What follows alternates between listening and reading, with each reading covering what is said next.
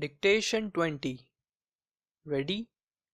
Philosophers and the public imagine that the scientific spirit must pervade pages that bristle with allusions to ions, germ plasms, and the eyes of shellfish.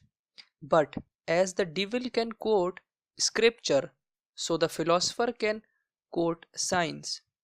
The scientific spirit is not an affair of quotation, of externally acquired information, any more than manners are an affair of the etiquette book.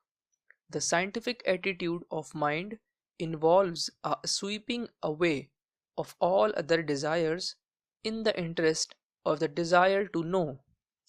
It involves suppression of hopes and fears, loves and hates, and the whole subjective emotional life until we become subdued to the material, able to see it frankly without preconceptions, without bias, without any wish except to see it as it is, and without any belief that what it is must be determined by some religion, positive or negative, to what we should like it to be or to what we can easily imagine it to be.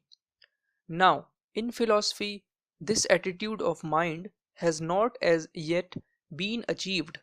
A certain self absorption, not personal but human, has marked almost all attempts to conceive the universe as a whole.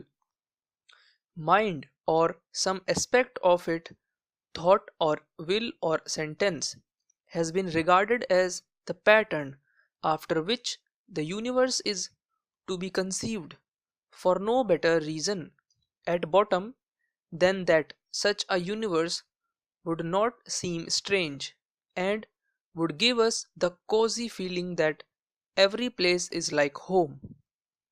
To conceive the universe as essentially progressive or essentially deteriorating, for example, is to give to our hopes and fears a cosmic importance, which may, of course, be justified, but which we have yet no reason to suppose justified. Until we have learned to think of it in ethically neutral terms, we have not arrived at a scientific attitude in philosophy. And until we have arrived at such an attitude, it is hardly to be hoped that philosophy will achieve any solid results. The instinct of constructiveness, which is one of the chief incentives to artistic creation, can find in scientific systems a satisfaction more massive than any epic poem. Disinterested curiosity, which is the source of almost all intellectual effort, finds with astonished delight that science can veil secrets which might well have seemed forever undiscoverable.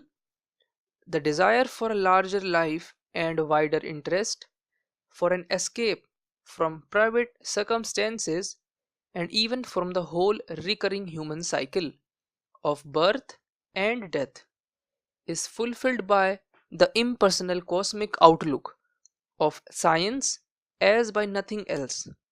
To all these must be added, as contributing to the happiness of the man of science, the admiration of splendid achievement and the consciousness of inestimable utility to the human race.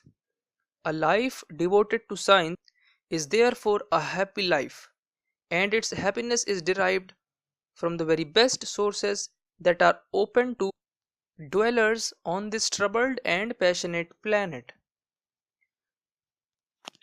In regard to every form of human activity, it is necessary that the question should be asked from time to time: what is its purpose and ideal?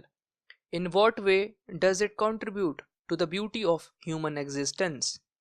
As respects to those pursuits which contribute only remotely by providing the mechanism of life, it is well to be reminded that not the mere fact of living is to be desired, but the art of living in the contemplation of great things, still more in regard to those evocations which have no end outside themselves, which are to be justified, if at all, as actually adding to the sum of the world's permanent possessions. It is necessary to keep alive a knowledge of their aims, a clear prefiguring vision of the temple in which creative imagination is to be embodied. The fulfillment of this need, in what concerns the studies forming the material upon which custom has decided to train the youthful mind, is indeed sadly remote, so remote as to make the mere statement of such a claim appear preposterous. Great men, fully alive to the beauty of the contemplations to whose service their lives are devoted, desiring that others may share in their joys, persuade mankind to impart to the successive generations the mechanical knowledge without which it is impossible to cross the threshold. Dry pedants possess themselves of the privilege of instilling this knowledge. They forget that it is to serve but as a key to open the doors of the temple, though they spend their lives on the steps leading up to those sacred doors.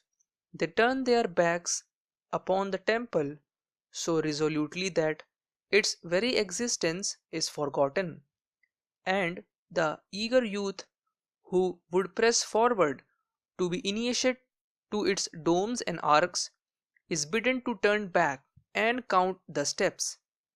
Mathematics, perhaps more even than the study of Greece and Rome, has suffered from this oblivion of its due place in civilization, although tradition has decreed that the great bulk of educated men shall know at least the elements of the subject.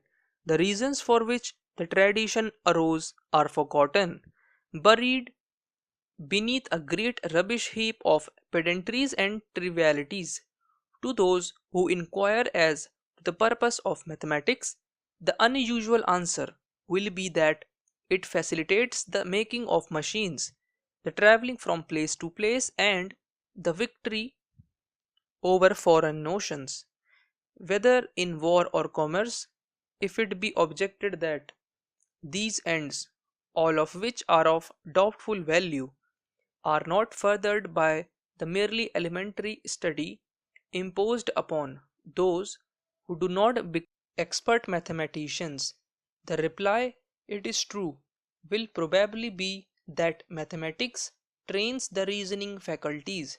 Yet, the very men who make this reply are for the most part unwilling to abandon the teaching of definite fallacies known to be such and instinctively rejected by the unsophisticated mind of every intelligent learner, and the reasoning faculty itself is generally conceived by those who urge its cultivation as merely a means for the avoidance of pitfalls and a help in the discovery of rules for the guidance of practical life. All these are undoubtedly important achievements to the credit of mathematics, yet it is none of these that entitles mathematics to a place in every liberal education. Plato, we now regarded the contemplation of mathematical truths and worthy of the deity, and Plato realized more perhaps than any other single man what those elements are in human life which merit a place in heaven. There is in mathematics, he says, something which is necessary and cannot be set aside, and if I mistake not, of divine necessity, for as to the human necessities of which the many talk in this connection, nothing can be more ridiculous than such an application of the words. And what are these necessities of knowledge? Finished.